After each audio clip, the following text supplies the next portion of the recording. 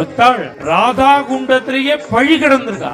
வெயில் தெரியாமல் இருக்கணும்னு ராதையும் கிருஷ்ணனும் இவர் தலைக்கு மேல புடவைய ராதையினுடைய மேலாக்க பிடிச்சுட்டு இருக்கான் கிருஷ்ணன். ஒரு பக்கம் ராதை பிடிச்சு. இப்பேற்பட்ட பக்தனுக்கு சேவை பண்ற பாக்கியம் எங்களுக்கு கிடைக்காதேங்கிறான். பகவானுக்கு எது சுகமோ அதுதான் நமக்கு சுகம். நீ பண்ணின கருணைக்கு நாம் அந்த அளவுக்கு பக்தி பண்ணலையே.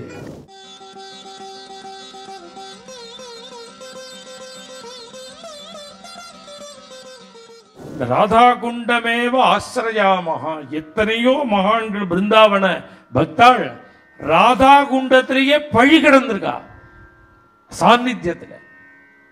ரகுநாத தாஸ் கோஸ்வாமின்னு ஒருத்தர் கிருஷ்ண சைதன்ய மகாபிரபுவனுடைய சிஷ்யர். 20 வயசு. அந்த ராதா குண்டத்திலேயே கிடந்தார். அனவரதமும் ராதா கிருஷ்ண தியானத்திலேயே இருக்க. அவர் தன்னை மறந்து இப்படி தியானத்தில் இருக்கும் பொழுது கார்த்தால 3 மணிக்கு உட்கார்ந்தார். மணி 12 ஆயிடுத்து. வெயில் தலை வெடிச்சு போடும் போல வெயில்.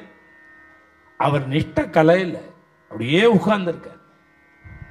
12:30 மணி இருக்கும். கண்களை திறந்து பார்த்தா வெயில் சுரீருங்கிறது. ஆனா அவருக்கு வெயில் தெரியல. வெயில் தெரியலையேன்னு நிமிர்ந்து பார்த்தா ஒரு புடவைய ஒரு பக்கம் கிருஷ்ணனும் ஒரு பக்கம் ராதையும் பிடிச்சிட்டு இருக்காளாம். வெயில் தெரியாமல் இருக்கணும்னு ராதையும் கிருஷ்ணனும் இவர் தலைக்கு மேல புடவைய ராதையினுடைய மேலாக்க பிடிச்சுட்டு இருக்கான் கிருஷ்ணன். ஒரு பக்கம் ராதை பிடிச்சு. உடனே இவர் அழுதார். நீ சர்வசக்தன் இல்லையா? நீ இப்படி சிரமப்படணுமா? அம்மா இப்படி சிரமப்படணுமா? நீ சங்கல்பிச்சா ஒரு மேகம் நான் நிஷ்ட கலையற பரியந்தம் எனக்கு மேல கொடை பிடிச்சா மாதிரி நிற்காதா? உன்னால பண்ண முடியாதா? இல்ல மானத்தை மூட பண்ண முடியாதா? ஒரு மேகத்தை பர்மனண்டா நிறுத்த முடியாதா? இது மாதிரி நீ சிரமப்பட்ட ஏன்னார். அவர் சொன்னார், நீ சொன்னதை எல்லாம் முடியும். இப்பேற்பட்ட பக்தனுக்கு சேவை பண்ற பாக்கியம் எங்களுக்கு கிடைக்காதேங்கிறான். உனக்கு சேவை பண்ற பாக்கியம் எனக்கு ராதைக்கும் கிடைக்குமா? மேகத்தை நிறுத்தினார். உடனே அவர் சொன்னார், சரணத்தில் விழுந்தார். என்ன வேணும்னா கிருஷ்ணன், இனி எனக்கு இது மாதிரி சமாதி வரக்கூடாது. எனக்கு சமாதி வரவே கூடாது. ஏன் வரக்கூடாது? நான் வந்து கொடுத்தோம்னா நீங்க 2 பேருன்னா சிரமப்படுறேன். தத்சுக சுகித்வம்னு இந்த நாரத பக்தி சூத்திரத்தில் பகவானுக்கு எது சுகமோ அதுதான் நமக்கு சுகம். அவரை சுகப்படுத்துறது தான் நமக்கு சுகம். அது மாதிரி இருக்கிறது தான் பக்தியில உயர்ந்த நிலையாக நாரத பக்தி சூத்திரத்தில் சொல்றார். இப்ப ஏற்பட்ட பக்தாளுக்கு நமக்கு தோணும், இப்படி ரகுநாததாசுக்கு கொடை பிடிச்சாரு அப்படின்னு பகவானுடைய கருணை நினைச்சு நமக்கு உருக்கும். ஆனா அந்த பக்தாள் நீ கொடை பிடிச்சதே தப்புங்கிறார். ஏன் தப்புன்னா, எனக்கு இந்த நிஷ்டையே வரக்கூடாது. இனிமே உன்னை வேலை வாங்க.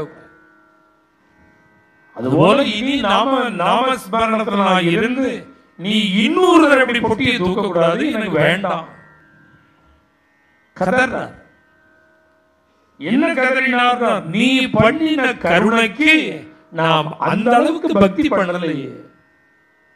நீ எவ்வளவு கருணை பண்றியோ அதுக்கு சமமான பக்தி பண்ணணுமா வேண்டாமா?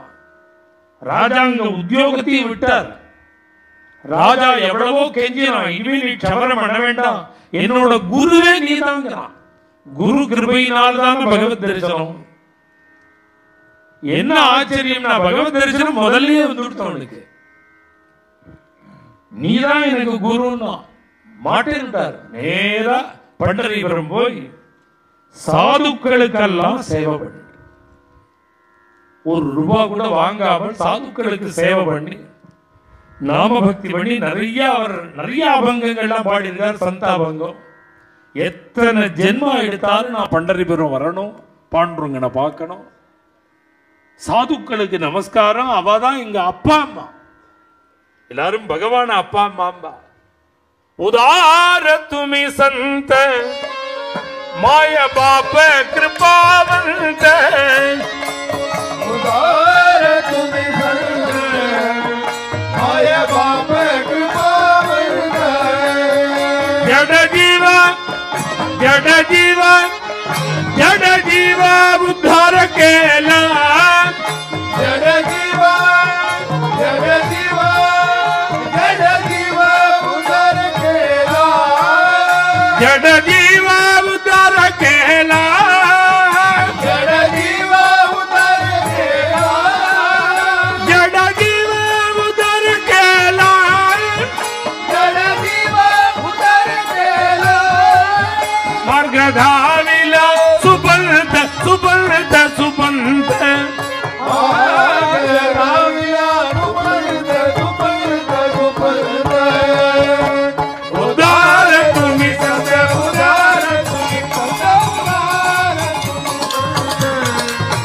माय बाप कृपावंत उदार तुम्ही संत उदार तुम्ही संत उदार तुम्ही संत माय बाप कृपावंत அருமையான அபங்கங்கள்லாம் பாடினார் இந்த சேனாஜி. மேலும் இது போன்ற சிறப்பான நிகழ்ச்சிகளை காண இப்போவே லைக் பண்ணுங்க, ஷேர் பண்ணுங்க, மறக்காம சப்ஸ்கிரைப் பண்ணுங்க.